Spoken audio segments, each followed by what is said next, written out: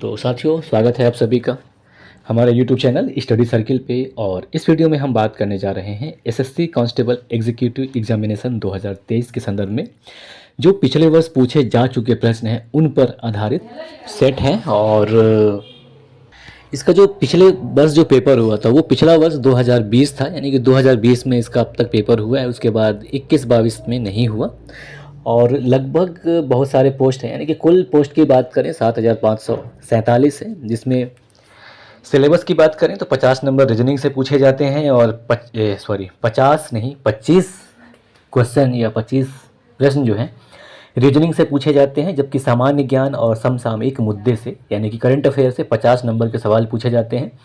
Numerical ability से 15 number के प्रश्न पूछे जाते हैं। और computer basic MS Excel, MS Word, communications, internet और वेब ब्राउज़र से 10 नंबर के सवाल पूछे जाते हैं। और कुल जो समय है प्रश्नों को हल करने का, 100 प्रश्नों को हल करने का, वो 90 मिनट यानी कि 1.5 घंटे का होता है और 100 प्रश्न होते हैं।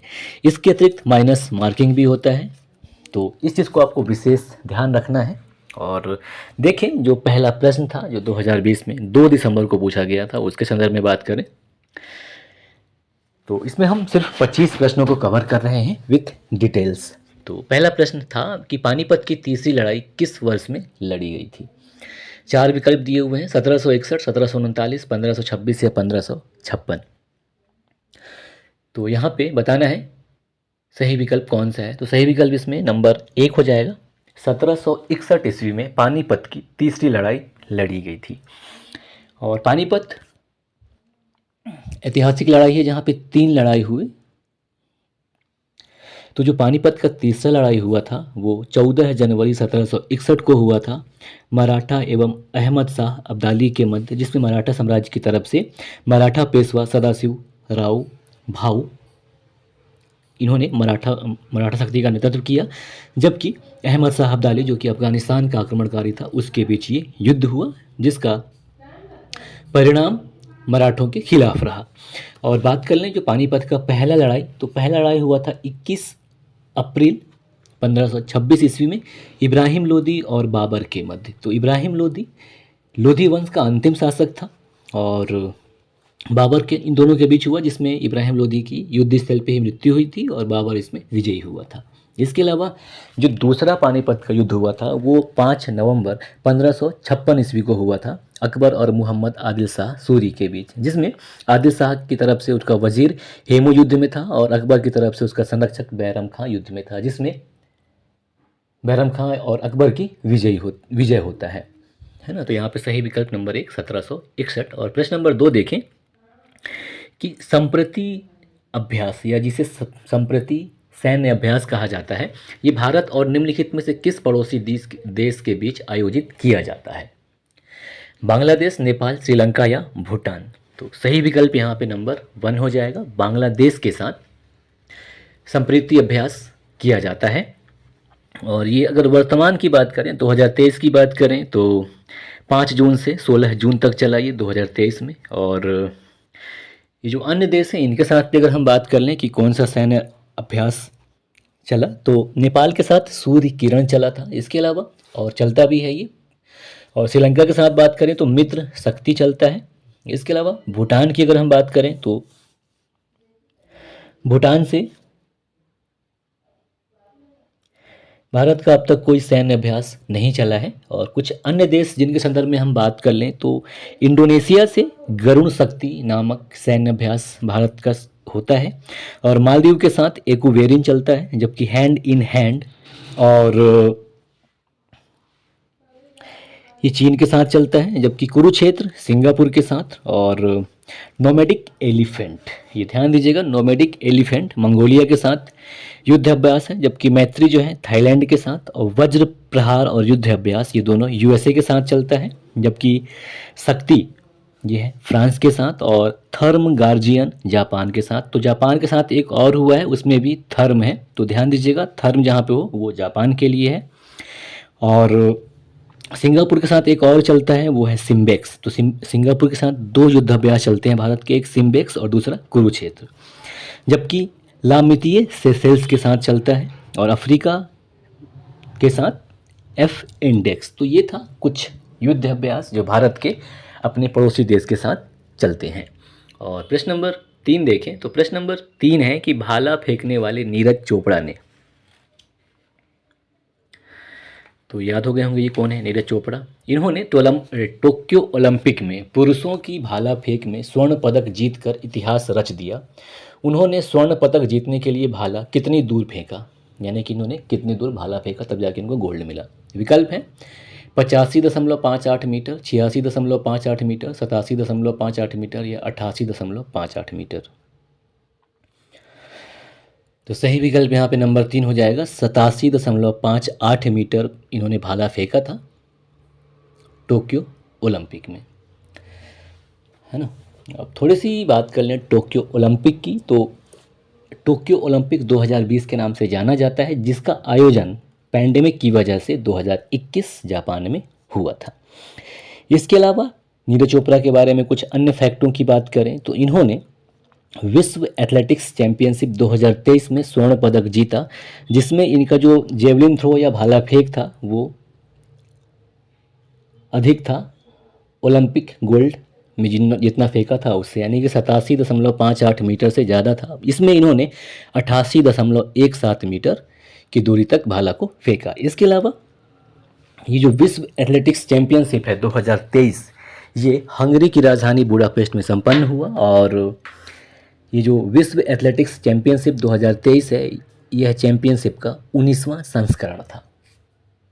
ठीक है, अब आगे बढ़े, प्रश्न नंबर 4 देखें। प्रश्न नंबर 4 है कि प्रोटीन किसके बने होते हैं, शर्करा, एमिनो अम्ल, वसीय अम्ल या न्यूक्लिक अम्ल।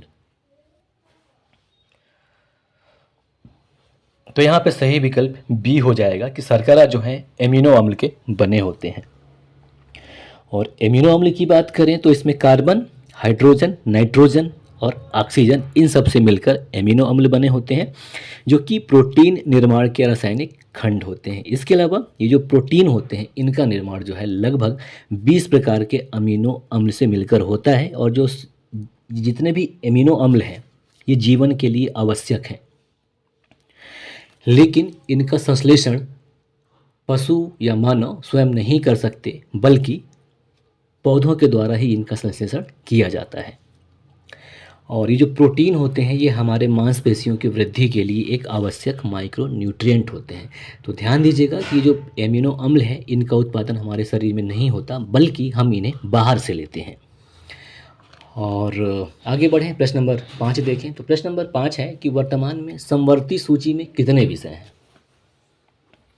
विकल्प है 52, 47, 98 या 66। तो सही विकल्प यहाँ पे नंबर 1 हो जाएगा कि समवर्ती सूची में वर्तमान में 52 विषय हैं। अब बात करें कि समवर्ती सूची होते क्या हैं, तो समवर्ती सूची एक ऐसी सूची होती है जिन्हें कि 7वीं अनुसूची में रखा गया है और इसमें 52 विषयों को शामिल किया गया है। और इसमें क्या होता है कि राज्य और केंद्र दोनों ही सरकार कानून बनाते हैं, और कभी कभी ऐसा होता है कि एक ही विषय पर राज्य और केंद्र दोनों कानून बना दें, तो ऐसी दशा में केंद्र सरकार के द्वारा बनाया गया नियम प्रभावी होता है ना। और अब बात करें प्रश्न नंबर 6 की। तो प्रश्न नंबर 6 है कि निम्नलिखित में से किस संशोधन अधिनियम ने भारत में मतदान की आयु 21 से घटाकर 18 कर दी। तो ये बड़ा फेवरेट क्वेश्चन है किसी भी आयोग का। इस सवाल को लगभग हर साल किसी न किसी एग्जाम में रिपीट किया जाता है। तो यहाँ पे सही विकल्प बताना है कौन सा है। 4 विकल्प हैं, 61वां संशोधन अधिनियम, 13वां संशोधन अधिनियम, 73वां संशोधन अधिनियम या 101 संशोधन अधिनियम। तो यहाँ पे सही विकल्प हो जाएगा नंबर 1 कि 61वें संविधान संशोधन अधिनियम के द्वारा भारत में मतदान की आयु 21 से घटाकर 18 वर्ष कर दी गई, और यह संशोधन जो है वर्ष 1989 यानी कि 1989 में किया गया था। अब थोड़ी सी, और अगर हम 13वें संविधान संशोधन अधिनियम की बात करें तो इसे 1962 में किया गया था, और ये किया गया था, इसमें ये प्रदान किया गया प्रावधान कि नागालैंड को राज्य का दर्जा प्रदान कर दिया गया, और इसके लिए एक विशेष उपबंध बनाया गया 13वें संशोधन अधिनियम के तहत। जबकि 73वें संविधान संशोधन अधिनियम की बात करें तो इसे सन 1992 में किया गया, जिसके तहत पंचायती राज संस्थाओं को संवैधानिक दर्जा प्रदान किया गया और संविधान में एक नया भाग 9 जोड़ा गया। ठीक है। इसके अलावा 11वीं अनुसूची में पंचायत के लिए 29 यानी 29 मदों को जोड़ा गया।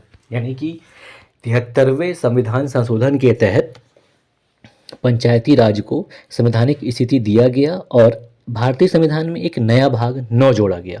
पहले भाग 8 थे, इसको 9 किया गया और 11वीं अनुसूची में पंचायत के लिए 29 मदें जोड़ी गई, जिस पर पंचायत जो है कानून बना सकती हैं। जबकि 101वें संविधान संशोधन अधिनियम की बात करें तो इसे वर्ष 2016 में किया गया था और इसके तहत पूरे देश में कर की व्यवस्था को एकीकृत किया गया और जीएसटी लागू किया गया। तो अब आगे बढ़ें प्रश्न नंबर 7 की तरफ। तो प्रश्न नंबर 7 है कि निम्नलिखित में से कौन सी भारत की सबसे ऊंची चोटी है? Anamudi, mount Abu, mount Everest या कंचनजंगा? तो यहाँ पे सही विकल्प कौन सा हो जाएगा?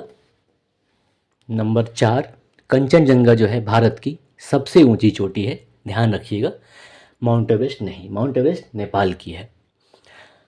और ये जो कंचनजंगा है ये विश्व के संदर्भ में अगर हम बात करें तो विश्व की तीसरी सबसे ऊंची पर्वत चोटी जो कि सिक्किम राज्य में स्थित है और इसकी जो ऊंचाई है अगर मीटर में बात करें तो 8,598 मीटर है और फिट की बात करें तो 28,209 फिट है।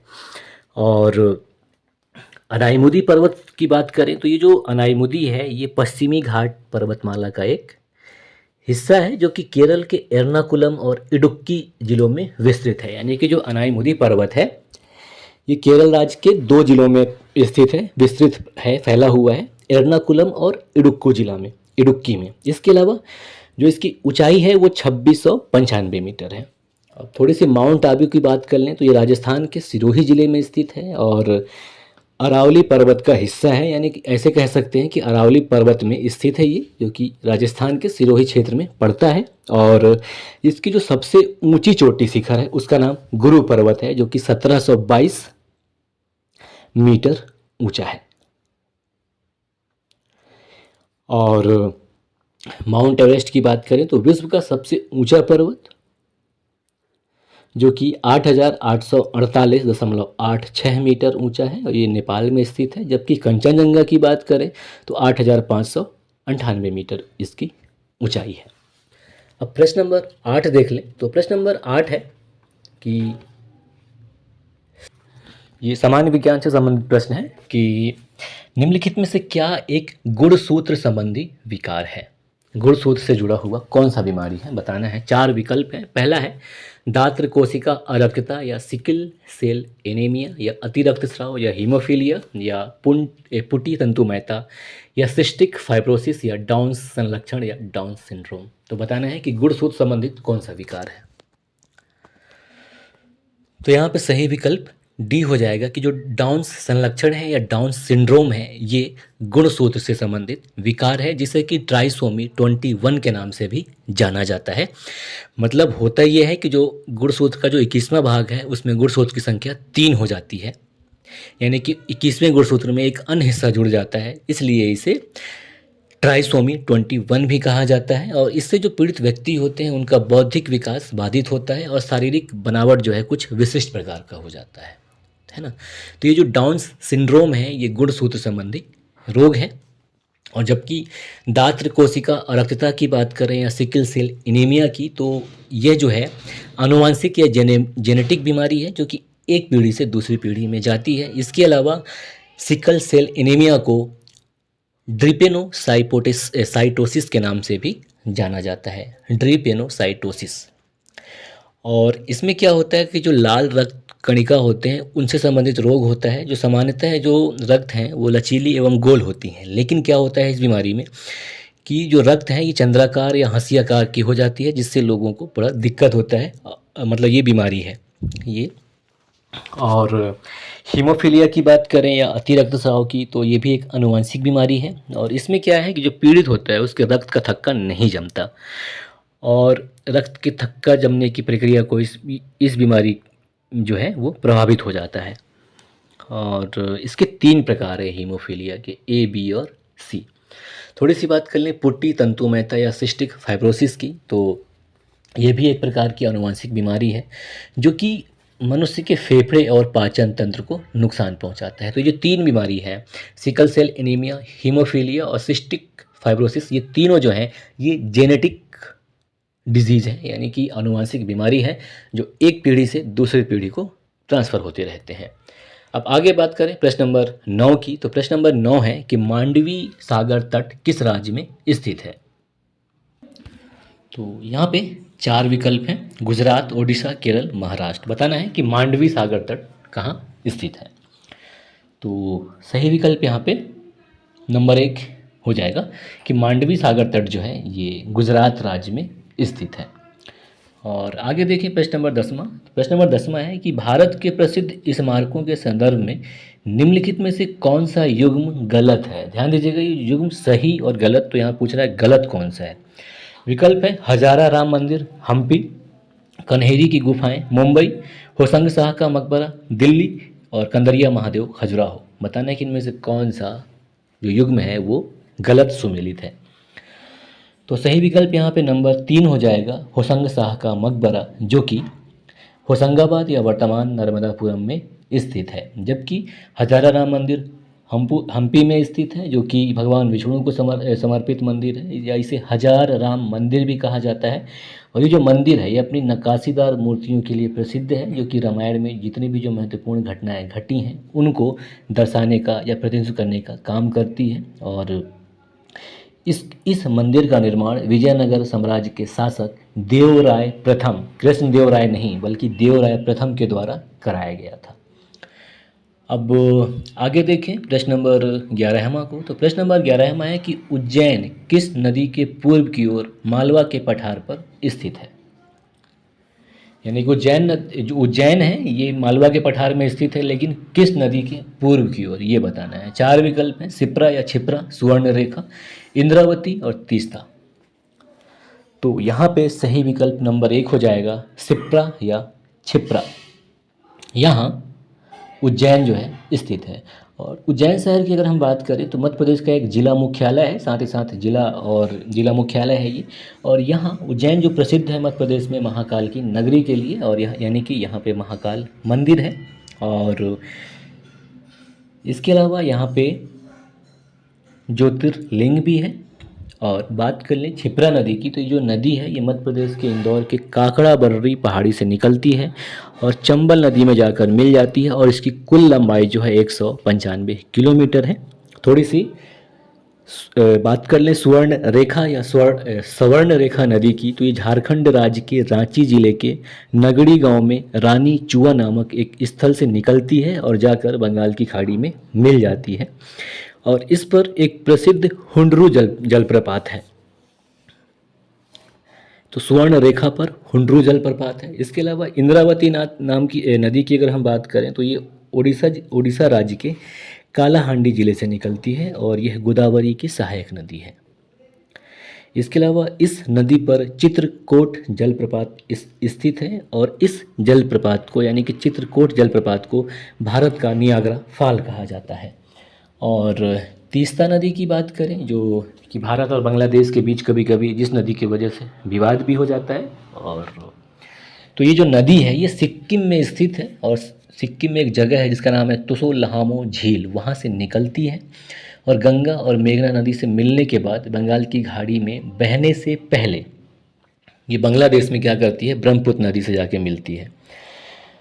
और ऐतिहासिक रूप से देखा जाए तो ये जो तीस्ता नदी है, तीस्ता नदी प्रणाली को गंगा की प्रमुख सहायक नदी माना जाता था, लेकिन अब चूंकि भौगोलिक कुछ परिवर्तन हुए इसकी वजह से ये अब गंगा नदी की में नहीं जाकर बल्कि ब्रह्मपुत्र नदी से मिलती है। और इस पर 2 बड़े बैराज बनाए गए हैं, पहला भारत में और दूसरा बांग्लादेश में। तो जो भारत में बैराज बनाया गया है उसका नाम है गाजोल डोभा, जबकि जो बांग्लादेश में है उसका नाम है दुआनी बैराज।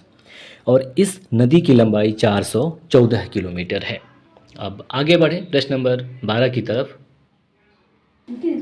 प्रश्न नंबर 12 देखें तो प्रश्न नंबर 12 है कि खिलाड़ियों और उनसे संबंधित खेलों के संदर्भ में निम्नलिखित में से कौन सा युग्म सुमेलित नहीं है। तो ये ध्यान दीजिएगा, जैसा कि आपको बार बार रिपीट कर रहा हूँ कि जो सवाल है पूछा जाता है कि कौन सा युग्म सही सुमेलित नहीं है, तो ज़्यादातर नकारात्मक क्वेश्चन पूछता है। खैर, इसमें विकल्प हैं Martina Hingis tennis, Usain Bolt तेज दौड़, माइकल फेलिप्स तैराकी, टाइगर वुड्स स्नूकर। बताना है कि इनमें से कौन सा युग्म सही सुमेलित नहीं है।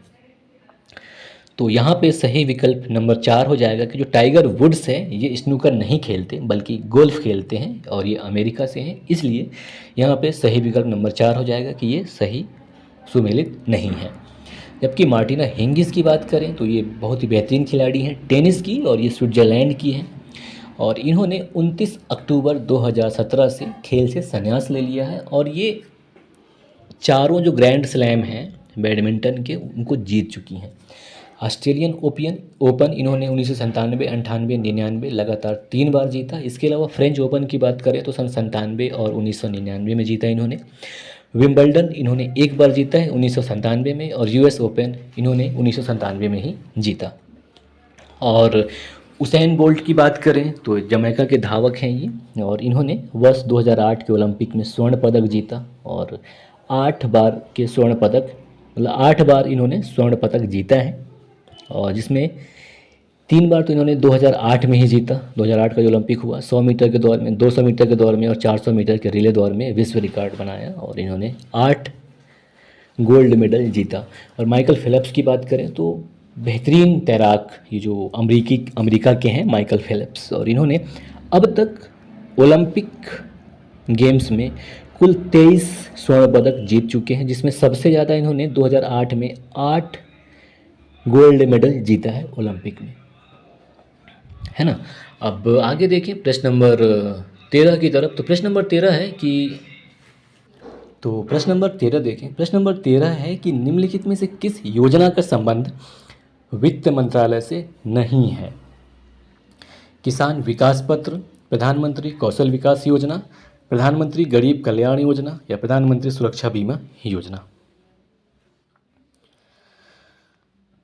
तो यहाँ पे सही विकल्प नंबर 2 हो जाएगा कि प्रधानमंत्री कौशल विकास योजना का संबंध वित्त मंत्रालय से नहीं है। बाकी किसान विकास पत्र, प्रधानमंत्री गरीब कल्याण योजना, प्रधानमंत्री सुरक्षा बीमा योजना, ये जो तीनों हैं यानी कि प्रथम, तृतीय और चतुर्थ, इनका संबंध वित्त मंत्रालय से है।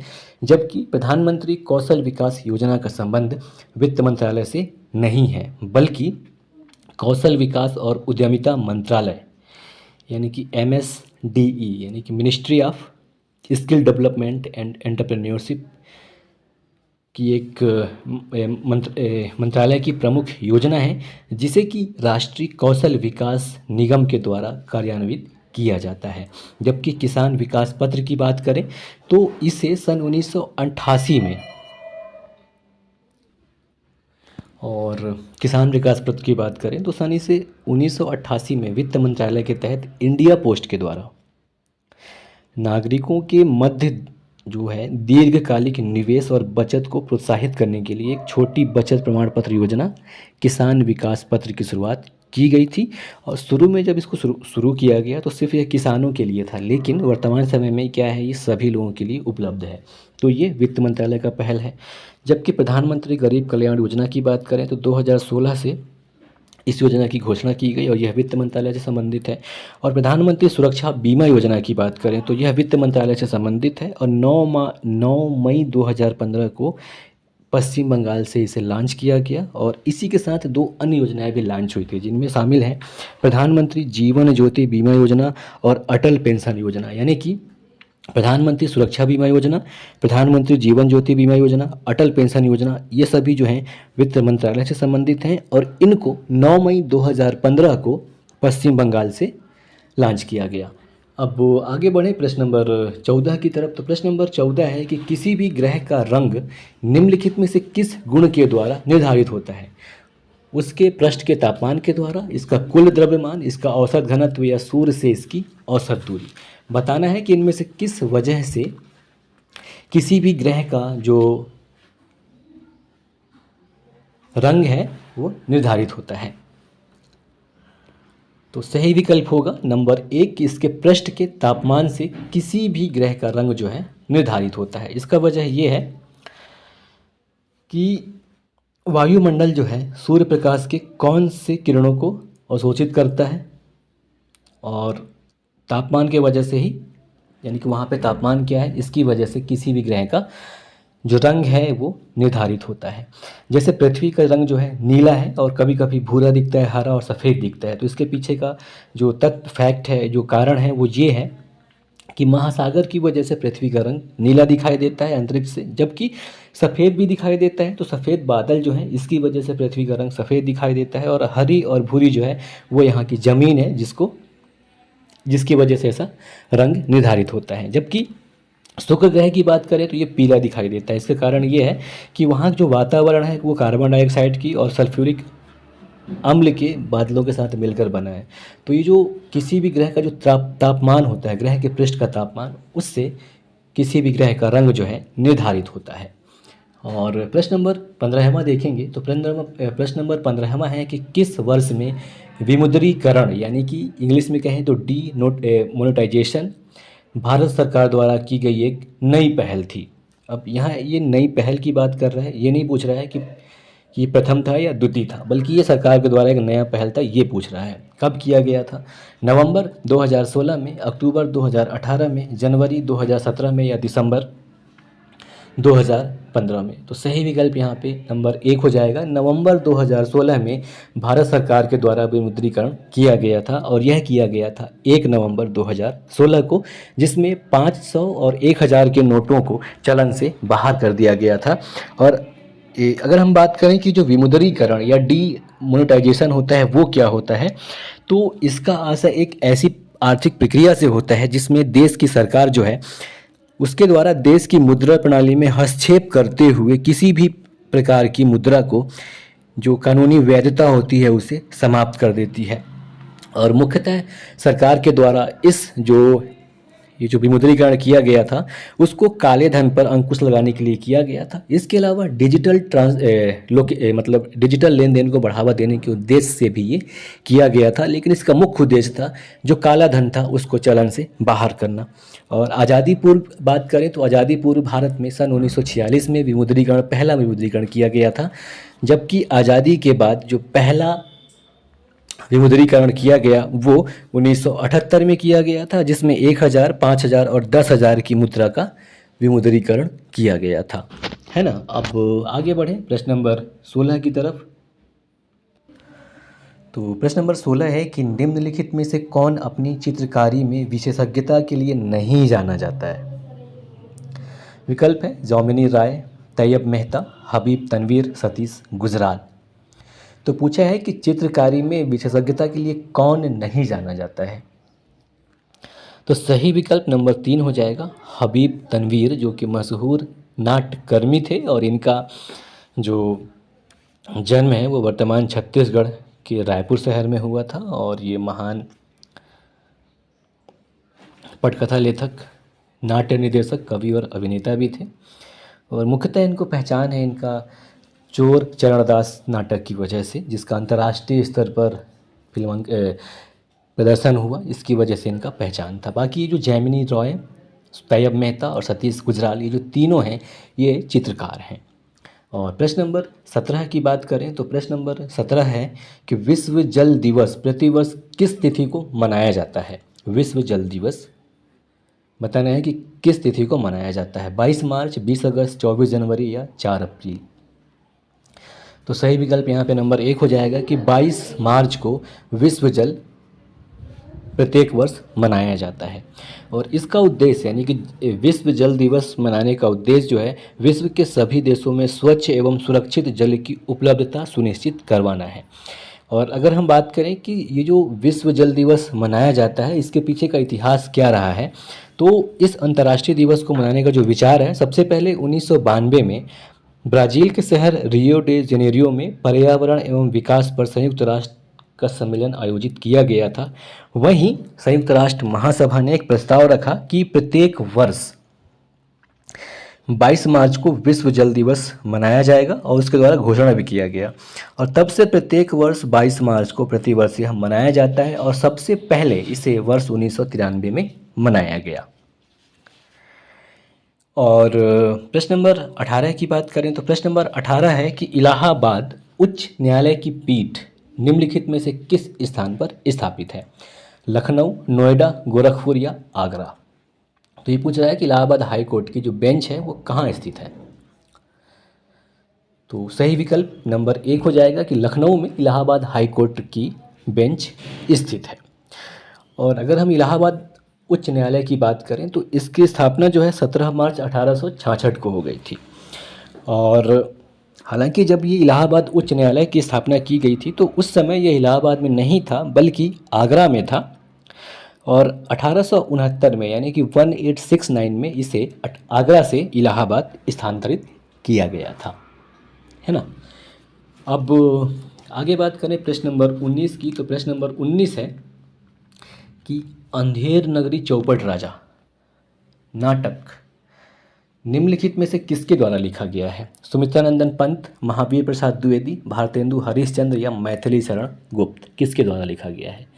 तो ये जो नाटक है अंधेर नगरी चौपट राजा, ये भारतेंदु हरिश्चंद्र के द्वारा लिखा गया है, जिन्हें आधुनिक हिंदी साहित्य का पितामह कहा जाता है।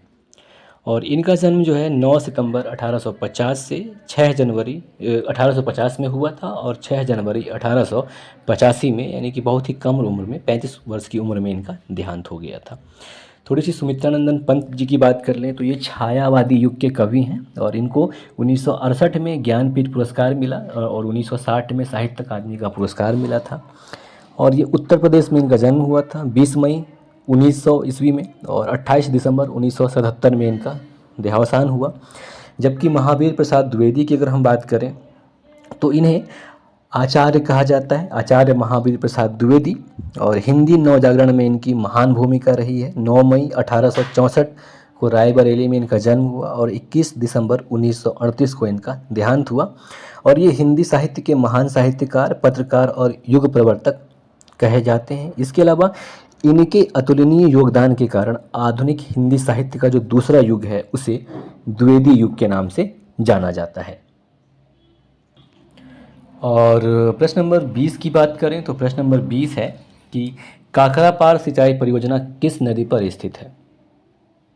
कृष्णा, भागीरथी, गोदावरी या तापी? तो सही विकल्प यहाँ पे डी हो जाएगा कि जो काकरापार सिंचाई परियोजना है ये ताप्ती नदी या तापी नदी पर स्थित है। और ये जो परियोजना है गुजरात के सूरत शहर से 80 किलोमीटर की दूरी पर काकरापार के पास स्थित है। और ये जो सिंचाई परियोजना है गुजरात सरकार के द्वारा वित्त पोषित है। तो यहाँ पे थोड़े से आप कंफ्यूज मत होइएगा, ये जो काकरापाड़ जो ये जगह है परमाणु ऊर्जा संयंत्र के लिए भी विख्यात है, ठीक है। तो इसका सही विकल्प डी हो जाएगा या नंबर 4 तापी नदी पर स्थित है काकरापार सिंचाई परियोजना। और ताप्ती नदी की बात करें तो ये जो नदी है मध्य प्रदेश की नदी है जो कि मध्य प्रदेश के बैतूल जिले के मुल्ताई से निकलती है, ठीक है। और यह पूरब से पश्चिम की ओर बहती है जाके खंभात की खाड़ी में गिरती है। और गोदावरी नदी की अगर हम बात कर लें तो ये प्रायद्वीपीय भारत की एक प्रमुख नदी है जिसे कि दक्षिण का गंगा भी कहा जाता है गोदावरी नदी को। और इसका जो उद्गम है पश्चिमी घाट के त्रयंबक पहाड़ी से होता है, त्रयंबकेश्वर पहाड़ी से, यानी कि महाराष्ट्र के नासिक जिले में इसका उद्गम होता है। और जैसा कि बताया आपको इसे दक्षिण की गंगा कहा जाता है और इसकी जो कुल लंबाई है 1465 किलोमीटर है, बंगाल की खाड़ी में जाकर प्रवाहित होती है। और ये 3 राज्यों यानी कि महाराष्ट्र, तेलंगाना और आंध्र प्रदेश से होकर बहती है। कृष्णा नदी की बात करें तो जो कि पश्चिमी घाट के महाबलेश्वर या ज़िले की बात करें तो महाराष्ट्र राज्य के पुणे ज़िले से निकलती है। इसकी लंबाई जो है 1400 किलोमीटर है। यह महाराष्ट्र, कर्नाटक, तेलंगाना, आंध्र प्रदेश से होकर गुजरती है। और इस नदी के किनारे जो बड़े शहर की बात करें तो उसमें विजयवाड़ा स्थित है। और भागीरथी नदी की अगर हम बात करें तो उत्तराखंड में स्थित है ये। और इसे किरात नदी के नाम से भी जाना जाता है। जो इसका उद्गम स्थल है ये उत्तरकाशी जिले में स्थित गौमुखिया, जिसे गंगोत्री कहा जाता है, वहाँ से होता है। और 205 किलोमीटर का सफ़र तय करने के बाद जब भागीरथी और एक अन्य नदी जिसका नाम अलकनंदा है दोनों देवप्रयाग में मिलती हैं तो वहाँ से यही नदी गंगा कहलाती है। इसके अलावा भागीरथी नदी पर टिहरी बांध बनाया गया है। और प्रश्न नंबर 21 की बात करें, 21, तो वो है कि आंग्ल मैसूर युद्ध का समापन निम्नलिखित में से किस लड़ाई के साथ हुआ था। यानी कि अंग्रेजों और मैसूर के बाद जो युद्ध हुआ था वो किस लड़ाई के साथ इस युद्ध का समापन हो गया था। विकल्प है श्रीरंगपट्टनम की लड़ाई, पोलीलूर की लड़ाई, वांडीवास की लड़ाई या पोर्टो नोवो की लड़ाई। तो सही विकल्प यहाँ पे नंबर 1 हो जाएगा कि श्रीरंगपट्टनम की लड़ाई में जब श्रीरंगपट्टनम की लड़ाई खत्म हुई तो यह युद्ध जो है आंग्ल मैसूर सदा सदा के लिए खत्म हो गया और मैसूर राज्य का भी अंत हो गया। और ये जो आंग्ल मैसूर युद्ध जो समापन हुआ 4 मई 1799 को हुआ था और ये हुआ था टीपू सुल्तान और अंग्रेज़ों के मध्य, है ना।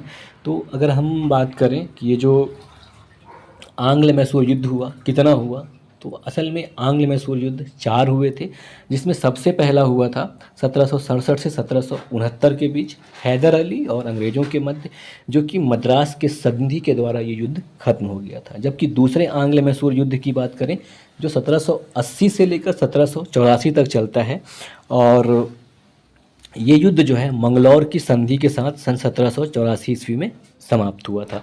तो इस समय क्या हुआ था, ये जब द्वितीय आंग्ल मैसूर युद्ध चल रहा था उसी समय पोलीलूर, पोर्टो नोवो और सिलिंगलूर में हैदर अली की पहली बार 1780 में हार हुई थी। फिर उसी समय कुछ दिन बाद हैदर अली इन क्षेत्रों को यानी कि पोलीलूर, पोर्टो नोवो और सिलिंगलूर को जीत लिया और 1782 ईस्वी में हैदर अली की मृत्यु हो जाती है और उसकी मृत्यु के बाद उसका पुत्र जिसका नाम टीपू सुल्तान होता है उसके द्वारा इस युद्ध को जारी रखा गया और सन 1784 ईस्वी में मंगलौर की संधि के साथ द्वितीय आंग्ल मैसूर युद्ध समाप्त हो गया।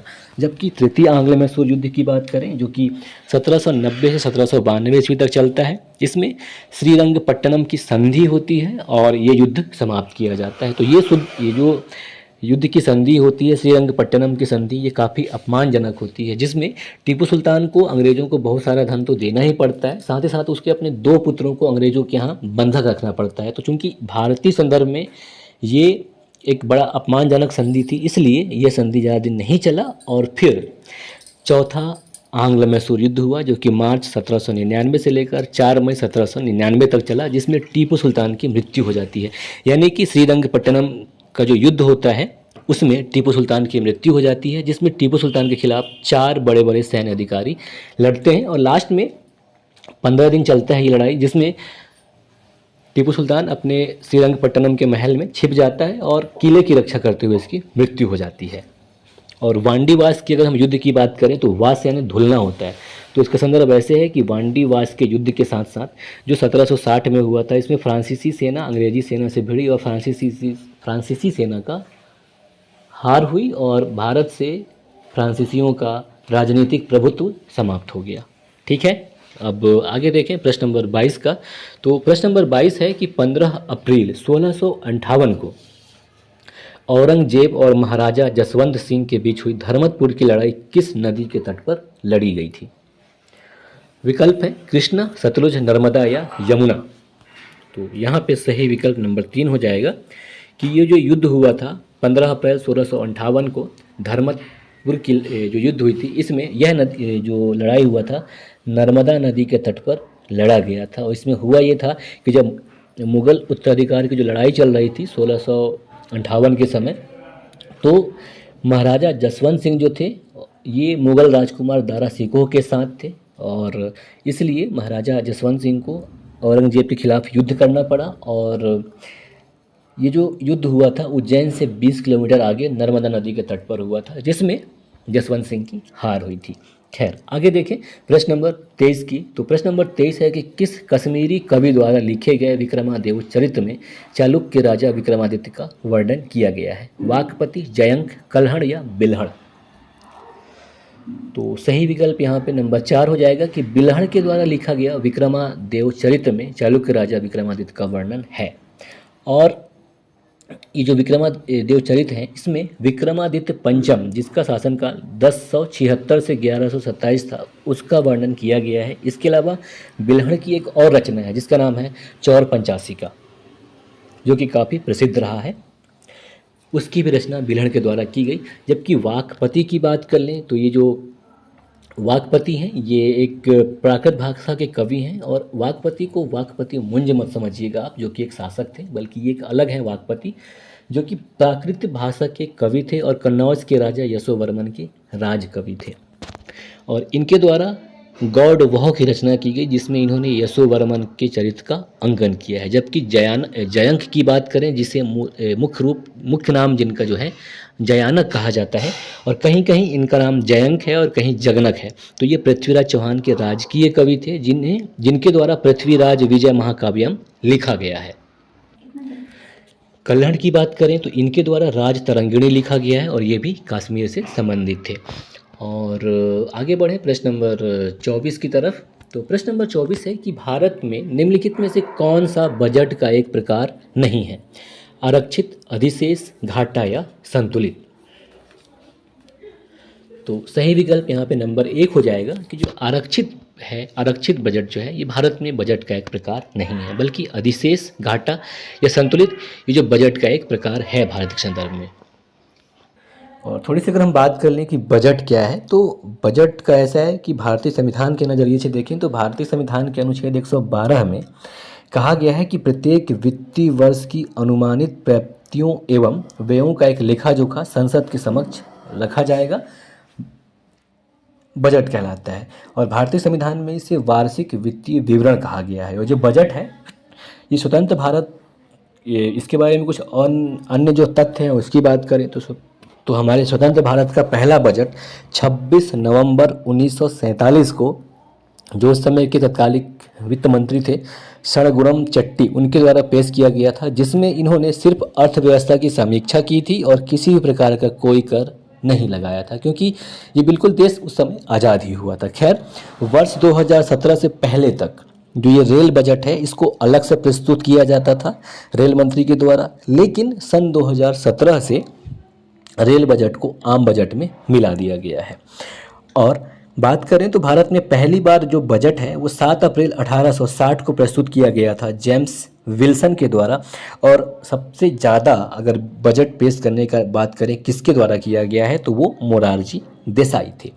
भारत के संदर्भ में जो बजट पेश किया जाता है ये फरवरी महीने में किया जाता है, और पहले ऐसे होता था कि 28 फरवरी को प्रस्तुत किया जाता था, लेकिन वित्त मंत्री अरुण जेटली जी के द्वारा इसे 1 फरवरी से पेश किया जा रहा है, तब से थोड़ी सी चेंजिंग हो गया है। और प्रश्न नंबर 25 और अंतिम देखिए, मतलब इस सेक्शन में जो हमारा अंतिम प्रश्न है वो ये है, बाकी अगले वीडियो में रहेगा, कि पंग लहाब सोल का पर्व प्रमुख रूप से किस राज्य में मनाया जाता है? विकल्प है सिक्किम, असम, नागालैंड या त्रिपुरा। तो सही विकल्प यहाँ पे नंबर 1 हो जाएगा। सिक्किम राज्य में पंग लहाब सोल का जो पर्व है ये मनाया जाता है। और मुख्यतः ये जो त्यौहार है ये सिक्किम में सिक्किम के जो संरक्षक देवता हैं, जिसके रूप में माउंट खंगचेंदजोंगा, जिसे कि कंचनजंगा कहा जाता है, उसके प्रतिष्ठापन के लिए मनाया जाता है। और ये जो त्यौहार है पंग लहाब सोल ये तिब्बती कैलेंडर के 7वें महीने के 15वें दिन यानी कि अगस्त या सितंबर महीने में मनाया जाता है। तो साथियों ये था एसएससी कांस्टेबल एग्जीक्यूटिव 2023 के लिए पिछले वर्ष पूछे जा चुके प्रश्नों का सेट, जिसमें हमने सिर्फ 25 प्रश्नों को कवर किया है, बाकी आगे वीडियो में करेंगे। और उम्मीद करता हूँ कि ये काफ़ी हद तक आपको ये समझने में सहायक रहा होगा कि सवाल किस प्रकार से पूछे जाते हैं। तो बाकी और के लिए हमसे जुड़े रहिए। साथ ही साथ अगर ये वीडियो आपको पसंद आया हो तो लाइक ज़रूर करें, साथ ही साथ चैनल को सब्सक्राइब करें। नमस्कार, जय हिंद, जय भारत।